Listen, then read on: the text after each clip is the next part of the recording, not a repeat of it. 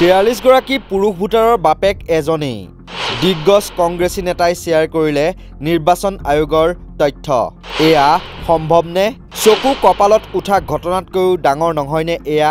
বিজেপিৰ শাসনকালতে ভাৰতীয় নিৰ্বাচন আয়োগৰ নাচোত নাভূত কাণ্ড কেনেকৈ আহে পোহৰলৈ? সঁচাকৈয়ে 43গৰাকী পুৰুষ ভোটাৰৰ এগৰাকীয়ে পিতৃ নে ইয়াৰ আঁৰত আছে অন্য কিবা ৰহস্য? হয়, জ্যেষ্ঠ কংগ্ৰেছী নেতা দিগ্বিজয় সিঙে ফেচবুকত নিৰ্বাচন আয়োগৰ এইখন ভোটাৰ লিষ্টৰ কপি শ্বেয়াৰ কৰি লগত লিখিছে, নিৰ্বাচন আয়োগৰ তথ্য অনুসৰি ৰামকমল দাস নামৰ মানুহজনৰ 43জন পুত্ৰ আছে। সকলোৱে একেটা ঘৰতে বাস কৰে। ইয়াত কোনো যুক্তি বিচাৰি থাকিব নালাগে। আটাইতকৈ ডাঙৰ কথা, সেই পুত্ৰসকলৰ ভিতৰত 13জনেই একেটা বছৰতে জন্ম হৈছিল। ইচিআই ইমানেই প্ৰামাণিক নে? এই এক্স একাউণ্টত এই কথা উল্লেখ কৰা বুলি সদৰি কৰে দিগ্বিজয় সিঙে। নিশ্চয়কৈ এগৰাকী মানুহৰ 43গৰাকী পুত্ৰ সন্তান আৰু পিতা ৰামকমল দাস।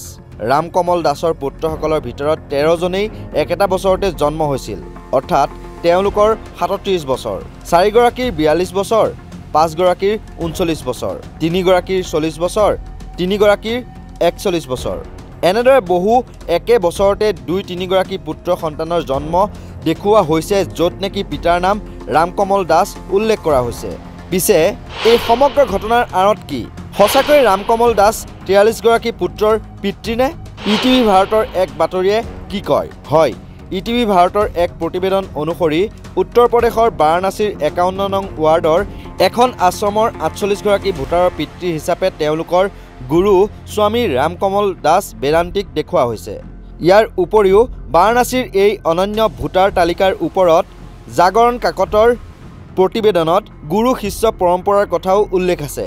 গণিতৰ মুৰব্বী ৰামভাৰত শাস্ত্ৰীয়ে উল্লেখ কৰিছে যে গুৰু শিষ্য পৰম্পৰাত যোগদান কৰাৰ পিছত শিষ্যসকলৰ নাম সলনি কৰা হয় আৰু পিতৃৰ নামৰ ঠাইত গুৰুৰ নাম লিপিবদ্ধ কৰা হয়।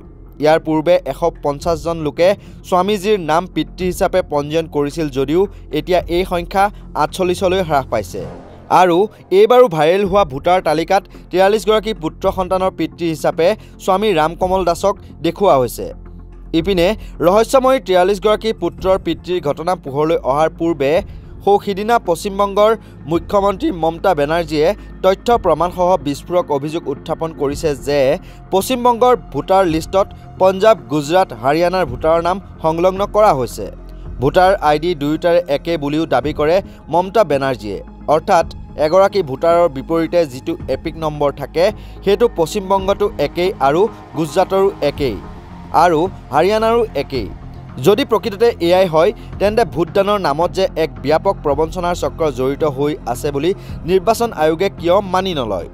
মমতা বেনাৰ্জীয়ে উদাহৰণসহ বুজাই কয় যে পশ্চিমবংগৰ ৰাণীনগৰৰ মহম্মদ শ্বাহিদুল ইছলামৰ এপিক নম্বৰ হাৰিয়ানাৰ ছোনিয়া দেৱীৰ এপিক নম্বৰৰ সৈতে মিল আছে।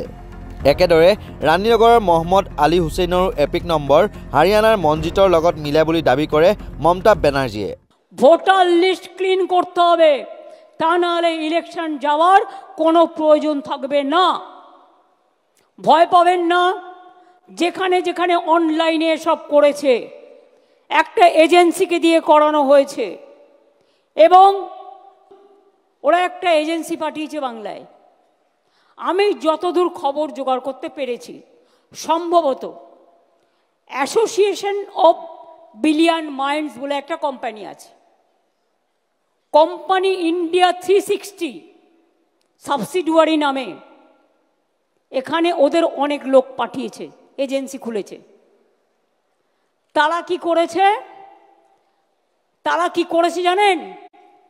ডেটা অপারেটরদের কাছে কাছে গিয়ে কিছু এআরওকে সাথে নিয়ে, যদিও ইলেকশন কমিশনের আন্ডারে থাকে ভোটার লিস্ট তোলা, এদের অনলাইনের কারসাজিটা আপনাদের আমি দেখাচ্ছি। ফিল্ড সার্ভে করেনি, বাংলার লোক যাতে ভোট দিতে না পারে একই এপিক কার্ডে বাইরের লোকের নাম তুলেছে। তার মানে বাংলার লোকটা যখন ভোট দিতে যাবে তার ভোটটা বাইরে থেকে এসে সে দিয়ে দেবে। দেখুন, আমি প্রমাণ দিচ্ছি। সবসময় মনে রাখবেন, এপিক কার্ডটা XYZ নামে যে ভোটগুলো তুলেছে এবং LPZ এরকম কিছু একটা আছে, এদের নামে তুলেছে। ধরুন একটা নাম, মুর্শিদাবাদে রানীনগরে বাড়ি, মোহাম্মদ সাইদুল ইসলাম। এর এপিক কার্ড নাম্বার যেটা আছে ওয়েস্ট বেঙ্গলে, তার সাথে কানেক্ট করেছে নাম সোনিয়া দেবী। সোনিয়া দেবী, তার বাড়ি কোথায়? তার বাড়ি হচ্ছে হরিয়ানা। এবার দেখুন পরের পর, মোহাম্মদ আলী হোসেন, রানীনগরে বাড়ি, তার সাথে নাম তুলেছে কার? মঞ্জিত। বাড়ি, তার নাম কি?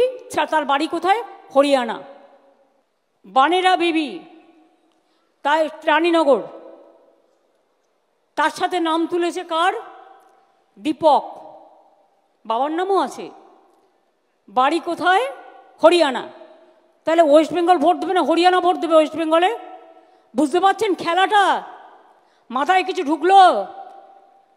আধার কার্ড কেলেঙ্কারি করেছে, আধার কার্ডটা ওদের হাতে।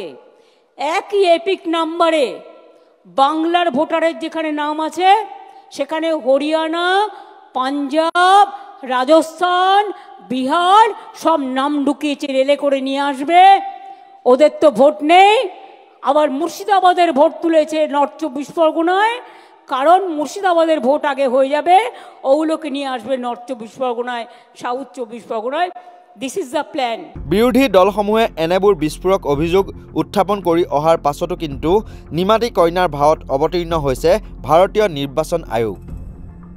News desk report, north east নাও।